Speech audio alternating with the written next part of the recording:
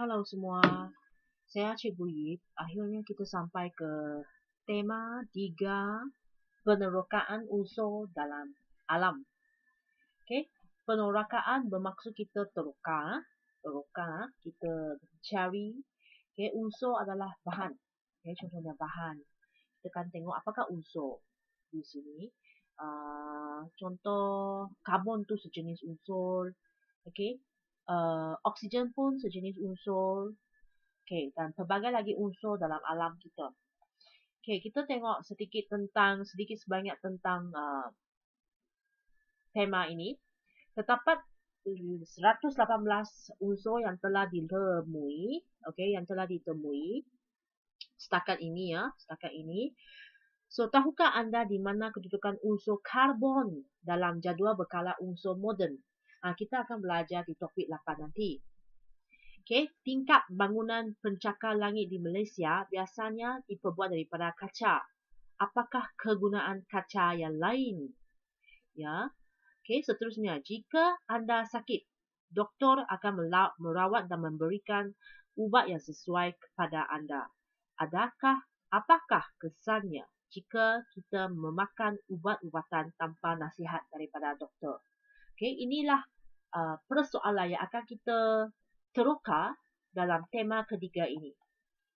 Okay, so kita bermula dengan bab 8, unsur dan bahan.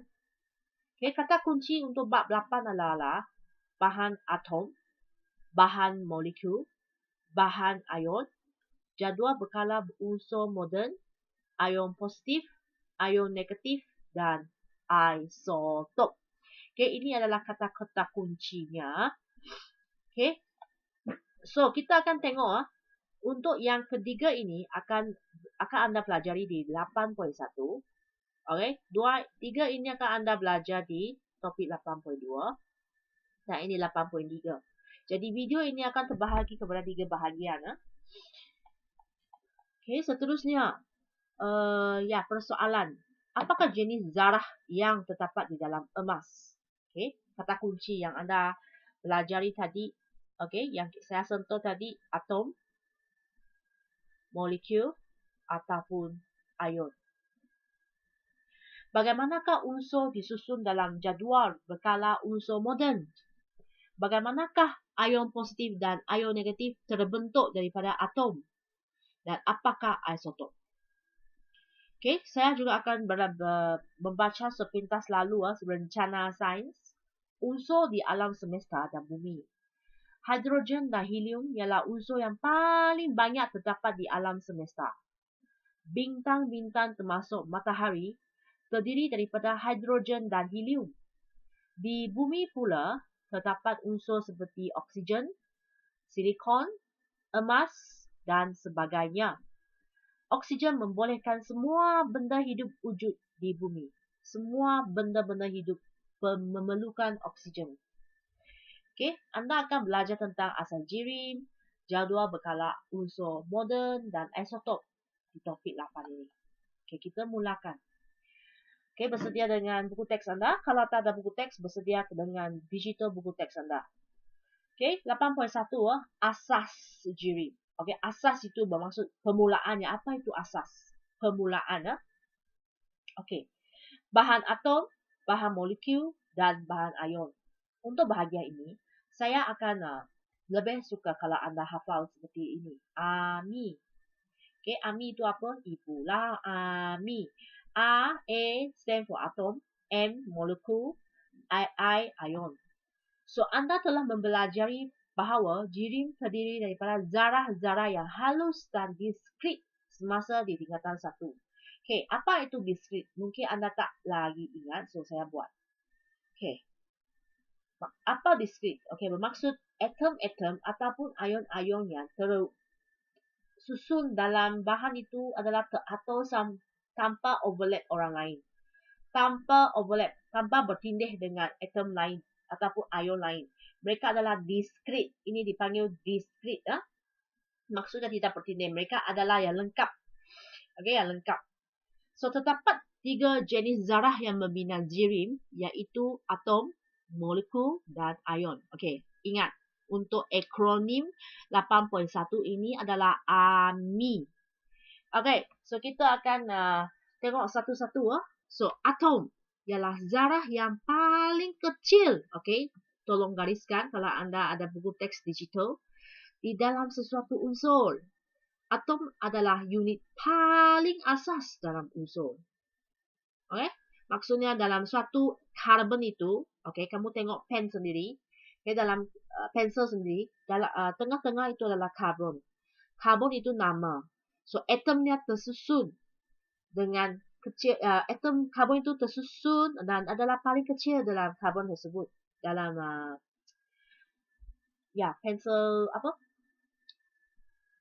Karbon pensel tersebutlah. Okay, seterusnya molekul. Molekul ialah gabungan dua ataupun lebih atom secara kimia. So, molekul boleh terdiri daripada gabungan jenis atom yang sama ataupun berbeza. Okay, kita akan lihat contohnya nanti. Ion. Ion ialah zarah-zarah yang bercas. Sama ada positif ataupun negatif. So, ion terbentuk apabila sesuatu atom, sini atom, mendema ataupun menerima elektron. Okay, jelas lah? So, kita tengok seterusnya. Semua bahan yang terdapat di sekeliling kita adalah jirim. Okay, jirim yang lebih biasa dengan BI. Nanti anda boleh tengok video BI saya. Bahan boleh dikelaskan kepada 3 kumpulan berdasarkan jenis zarah yang tergantung di dalamnya. Okay, bahan atom. Bahan ini mengandungi zarah atom sahaja. Semua unsur logam dan gas nadir. Okay, gas nadir bermaksud gas yang tidak aktif. Semua logam contoh besi, kuprum, aluminium, magnesium, okay, emas, perak, itu adalah unsur logam. Gas nadir adalah gas yang macam helium. Okay, anda boleh tengok nanti sini. Okay, helium. Terdiri pada atom. Atom-atom di dalam logam disusun secara rapat dan teratur.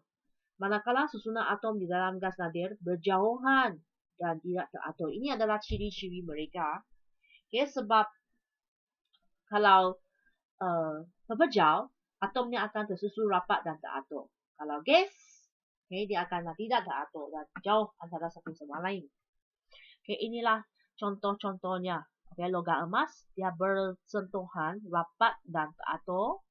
Ini adalah berjauhan dan tidak teratur. Okay, so anda boleh imbas kembali ya. Atom terdiri daripada zarah subatom, yaitu proton, neutron, dan elektron. Sini adalah P, E, N. P stand for proton, E, elektron, N for neutron. Ini adalah kedudukan elektron di bahagian shell ataupun petala. Okay, lepas itu proton di tengah-tengah yang bercas positif. Neutron adalah bercas neutral. Okay, ini anda telah belajar di tingkatan 1. Okay, molekul. Bahan ini mengandungi zarah molekul yang mengandungi gabungan 2 ataupun lebih atom secara kimia.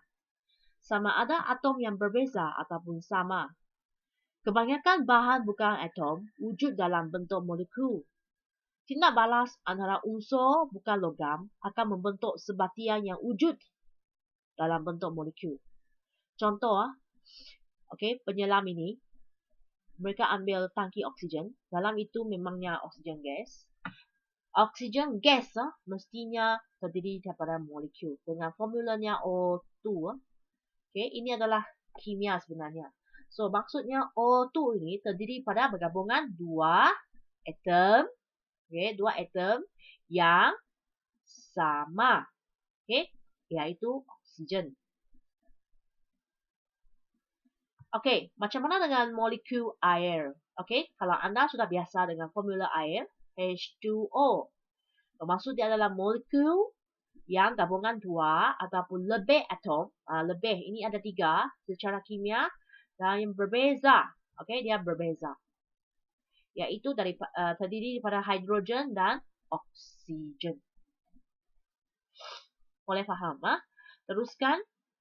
Bahan ion. Okey, lihat bahan ion ini. Garam biasa. Kita guna contoh yang paling biasa kita gunakan pada kehidupan seharian kita. Okay, garam biasa adalah bahan ion. Dia terbentuk daripada tindak balas antara unsur logam dengan unsur bukan logam. Logam, bukan logam. Bahan ini mengandungi ion positif dan ion negatif. Contoh bahan ion adalah natrium klorida ataupun garam. Okay, anda boleh lihat bagaimana ia tersusun di dalam garam ini. Mereka pun bersentuhan tetapi dengan cas yang bertentangan. Negatif dengan positif. Okay, kita teruskan. Kewujudan unsur dalam pelbagai bentuk. Okay. Sekejap. Teruskan. Kewujudan unsur dalam pelbagai bentuk. Masihkah anda ingat akan unsur-unsur di dalam jadual berkala unsur moden yang telah anda pelajari di tingkatan 1? Okey. Unsur boleh wujud dalam bentuk atom, molekul dan ion iaitu AMI. Adakah unsur yang sama boleh wujud dalam bentuk yang berbeza? Cuba anda lihat gambar foto di bawah. Unsur ferrum ataupun besi. Ferrum itu adalah nama kimia bagi besi. Okay, jom kita tengok. Unsur ferrum ataupun besi wujud dalam bentuk atom pada kepala baku. Kalau kepala tukur ini adalah baru, dia memang besi. Akan tetapi, kalau dia berkarat, okay, ini berkarat. Berkarat sebab dia sudah lama simpan di dalam stor ke ataupun bekas ke, dia terdedah dengan oksigen ke, terdedah dengan air ke. So, air itu akan, ataupun besi itu akan bertindak balas dengan oksigen ataupun air di sekeliling secara perlahan-lahan mengikut masa. So, dia akan berkarat. So, kalau dia berkarat, bermaksud unsur besi ini ataupun ferrum wujud dalam bentuk ion dalam sebati yang karat. Sebab dia sudah bertindak balas dengan unsur-unsur asing. Okay, dalam bentuk karat. Okay, itu namanya ion. Ininya unsur, atom. Okay, kita teruskan dengan unsur hidrogen. Okay, contoh hidrogen. Kalau unsur hidrogen wujud di dalam udara, dia adalah dalam bentuk molekul, iaitu H2. Okay, terdiri pada 2 hidrogen atom. Tetapi, kalau dia sudah jadi air, H2O, okay, so dia adalah ion di dalam jus limau, iaitu H+. Okay, dia adalah H+. Bermaksud dia ada ion positif. Ion positif. Okay, dia sebenarnya adalah molekul. Tapi dalam molekul itu ada ion H+. Dia bukannya H2. Okay. So, sekian saja untuk 8.1. Okay, sila ikuti topik 8.2 seterusnya nanti.